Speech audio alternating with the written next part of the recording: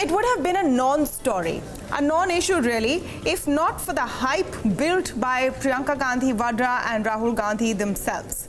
The Congress announced Ajay Rai as the candidate from Varanasi, ending speculation that Priyanka Gandhi Vadra would contest and take on Narendra Modi in his stronghold. The speculation actually started when, in response to a question over whether she would contest from Rai Bareli, Priyanka Gandhi retorted saying, "Why not Varanasi?" Many sound bites later, both her and the Congress president had given enough hints that this was a serious option being considered. Now, with the announcement of Ajay Rai, who trailed behind Modi and even Kejriwal in the 2014 elections from Varanasi, the Congress is left battling the perception that Priyanka Gandhi has shied away from the fight. But there is a bigger question. Has the Congress failed to use its so-called trump card, that is Priyanka Gandhi, effectively? To speak more on this, I'm joined today by Sanjay Kumar, professor at CSDS and co-director of Lokniti, Madhavan Narayanan, senior journalist and commentator, and I'm also speaking today with Aditya Menon, associate editor at the Quint. Welcome to all of you and thanks for joining us. Let me start by asking Sanjay Kumar what he makes of the developments. And it's a strange kind of development because, as I said in the beginning, there was no concrete proposal or plan or announcement that she would contest, but there was no refusal. And there was a quote a few days ago by Rahul Gandhi saying, "Let the suspense continue."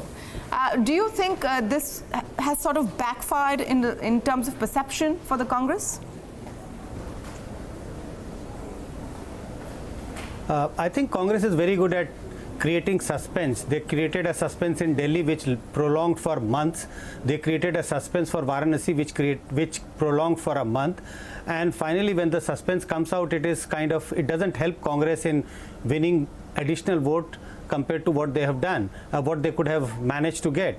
So I think the whole suspense that Priyanka Gandhi might contest against Narendra Modi, and then you come up with a candidate who was number 3 in the last election, doesn't give good signals for Congress. I don't think this helps us Congress regain any confidence among the common voters. I don't think this has gone well among the common voters of Uttar Pradesh. Madhavan, how do you see it? Now, there are a couple of ways people are breaking this down. One is that why would you squander, Priyanka Gandhi's electoral debut on a fight which seems stacked one way? But, why would you waste her candidature on Varanasi? The other way at looking at it is you at least have to show that you're putting up a fight. Yeah, I'm not surprised by what has happened. I had tweeted a couple of days ago saying that it's a mind game on.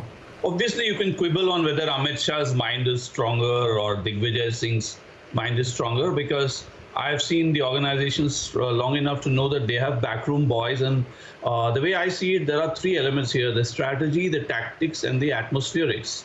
And this is part of the atmospheric movements where they have to get the maximum bang out of the buck. Here, the buck means Rahul and Priyanka Gandhi, who are the mascots of the party. And they are in Uttar Pradesh, which is essentially a very difficult battleground because, as we know, things are not what they used to be. So as I see it, it was probably decided well in advance. I can't believe Priyanka Gandhi, who meets Rahul Gandhi probably on a day-to-day basis and probably has breakfast sometime, wouldn't be knowing anything at all and would be saying 48 hours before the filing of the nominations, likely saying that no, if the party asks me, if my brother asks me. Obviously, it's a play acting that's going on. So they are decided in advance, but the media has to report whatever is being speculated upon. And if the speculation means Priyanka might contest, it essentially contains 2 elements here. One is a psychological impact on the she's going to be played out and all, in which case it creates restlessness among the BJP ranks. At least they don't want to be left suddenly wandering. And the other thing is that it affects the logistics of the election campaigns. What it means is that if Priyanka is contesting, and to that extent Narendra Modi is required back in his own constituency, or if she can use the media to say things like, he hasn't done anything in his own constituency, how can he do something for the country? As you know, Namami Gange hasn't really taken off in many ways. The expenditure hasn't been spent on, so you can play on a lot. but there is too much at stake.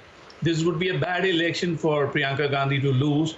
But so I think they decided to create an atmospheric rather than a tactic or a strategy out of this.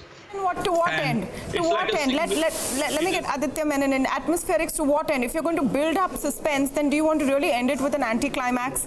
And no offense to Ajay Rai, but all things said, he is the anticlimax of the kind of thought that there would be a PGV versus Namo fight in Varanasi. Absolutely. I think there was no point in creating so much suspense if it has to lead in an anticlimax, be it the Aam Aadmi Party alliance or Varanasi. Yes, the Congress was actively considering fielding Priyanka Gandhi from Varanasi. It was under consideration till even 3 days back. But somehow I think the party realized that Uttar Pradesh isn't quite their battle and they are in the running in only about 10 seats. So they, I think, they weighed all the options and decided against it.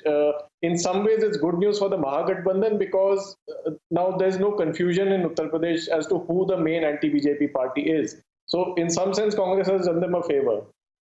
What was Priyanka Gandhi Vadra doing for all of these weeks in Uttar Pradesh? Let me take that question to Sanjay Kumar. And the key question we're asking on the show today, apart from Varanasi, when the announcement was made that she would be, General Secretary of Eastern Uttar Pradesh, it was supposed to be a really big deal.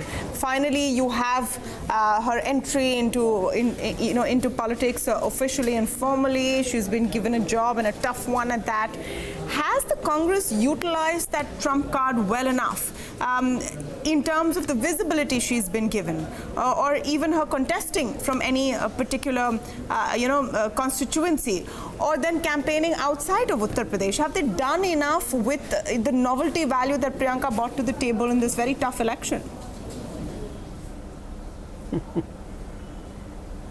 No, clearly they have underutilized Priyanka Gandhi. My own sense is that if they had launched Priyanka Gandhi, they should have launched her in a big way. It is not wise to just keep her confined to eastern Uttar Pradesh. Congress knows, and we all know, that Congress is very weak in Uttar Pradesh. Priyanka Gandhi is even aggressively campaigning for days and months, will not add to party's electoral prospects in Uttar Pradesh. She might be able to add few percentages vote for Congress, but not the seats. I thought that Congress should have thought carefully and used Priyanka Gandhi more in the states where Congress was in a real contest, in a sense where Congress already had a substantial vote as percentages, like Rajasthan, Madhya Pradesh, Chhattisgarh, even Gujarat, and I can name, say, maybe Uttarakhand, Himachal. So these are the states where there is a bipolar contest between Congress and BJP, and Congress already has a substantial vote estimate, percentages. So if Priyanka Gandhi's campaign would have added 3, 4, 5% votes to the Congress kitty, and that might have helped Congress to pull few more seats compared to what Congress expect now when Priyanka Gandhi is not campaigning in these states. So clearly, very underutilization of Priyanka Gandhi in 2019. It would have been wise for the Congress not to just field her or not to have just launched her in 2019 if they didn't want to make full use of Priyanka Gandhi. Aditya, you have reported, contestants from the Congress in Uttar Pradesh, which seems to suggest that there could be some kind of tacit understanding with the Mahagathbandhan when it comes to the bigger picture of taking on the BJP. Is this what we're seeing in Varanasi, where, as you said, the Congress is making it clear that the Mahagathbandhan is the key anti-BJP vote catcher? And if so, is it really working for the Congress? Then what are they doing there in the first place? If I am an anti-BJP voter in the neighboring seat of Varanasi, and if Priyanka Gandhi is contesting in Varanasi, obviously it would have an effect on my voting pattern. I would actively consider the Congress, but now that she is not there, it becomes absolutely clear for every anti-BJP voter that the Mahagathbandhan is the only option. Had she contested, maybe it would have had a spillover effect over there. But then the question that should be asked is, why deploy Priyanka Gandhi in eastern Uttar Pradesh in the first place? If Congress had to play second fiddle to the Mahagathbandhan, if Congress had to depend on the Mahagathbandhan, on a tacit deal with the Mahagathbandhan to win seats, then why play their trump card in such a state? They would have been much better deploying Priyanka Gandhi in, as Dr. Sanjay Kumar said, in states where they're in a direct contest with the BJP. These are states that 95% seats BJP won last time. So a far bigger responsibility would have been to bring the BJP down in those states rather than deploy her in UP, where as it is, the Mahagathbandhan seems to be doing a good job. Bigger picture, Madhavan, what is the reason why they seem to have underplayed Priyanka? Because, her first big press conference and first big rally never really happened. It's not got the kind of media oxygen or even social media oxygen that it should have or could have from the Congress, social media machinery. What is the reason? Is there a fear that she will overshadow the Congress president, or they're not so sure of what to do with her? No. I think I would first of all disagree with on one factual issue. I can't say she doesn't have social media oxygen.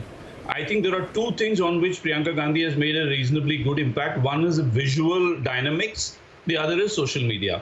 But having said that, let me agree with you on the other 2 points you said on whether she has not been played and whether she's been underutilized. And the answer is pretty simple. A trump card is not something that you can play again and again and again. The main asset for the Gandhi family there are three assets that the Congress party has. One is the charisma of the Gandhi family. The other is their inclusive politics. And the third is welfare economics. What they don't have are caste equations, a certain overwhelming issue in a Modi sort of a atmosphere, modified atmosphere. And therefore, they cannot afford to put all their eggs in one basket. So I am very clear, as I was clear, that there are two issues here. One is that by putting up Ajay Rai, they are actually implicitly keeping the options open or giving a signal to the Mahagathbandhan, namely SP and BSP. At the national level, the Congress party's biggest challenge, after having only 44 seats in the national parliament, is that they cannot accept the ground reality, because power is about being seen as powerful. It's a perception game. So they have to create what I call a perception to reality ratio. It's like the debt equity ratio. You are in a business channel, so you know how it works. So if you don't have equity, you don't get debt. But if you are over leveraged on the debt side, you are on a weak wicket like Jet Airways. So they don't want to go there. So what they do is they take a little bit of the charisma, make it go long, make it trend on social media, make it look visually important, keep the suspense. So it's a politics of mystique and atmospheric. So I'm not surprised.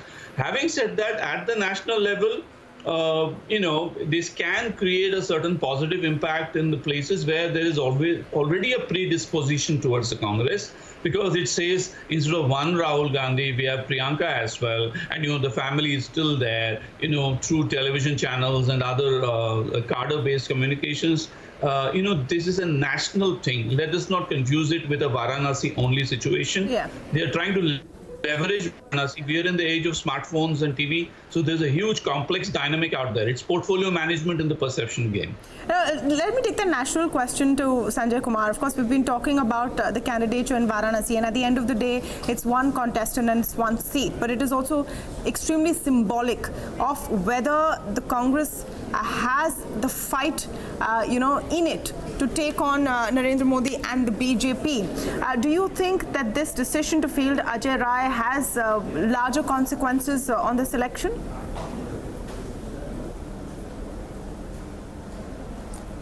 Larger consequences in the sense whatever euphoria was there around Priyanka Gandhi that she is going to contest. I think we all know that it would not have been a very great contest if Priyanka Gandhi would have contested against Modi. But I think that would have enthused the party workers. That would have given a positive signal that she is ready to take on even Prime Minister Modi in a constituency which he had won with such a large margin. Now when Priyanka Gandhi is not campaigning aggressively, she's not moving around as we would have expected or as Congress party workers would have expected. Now when she is not even contesting an election, leave aside from Varanasi, I think that will have a dampening effect on the workers of Congress party in UP. While it's another story that whether it is going to help the Mahagathbandhan or not. But for the Congress party, I think the story of 2019 in UP is almost over. They might end up with winning 2 or 3 or 4 seats, who knows. But there is no the story which was going on for some time, what is Congress going to do in Uttar Pradesh, I think that story is coming to a full stop. All right, maybe the Congress still has time towards the end of this election to salvage the use of their trump card. Let's see if they really do that. I want to thank all of you for joining us in this discussion today.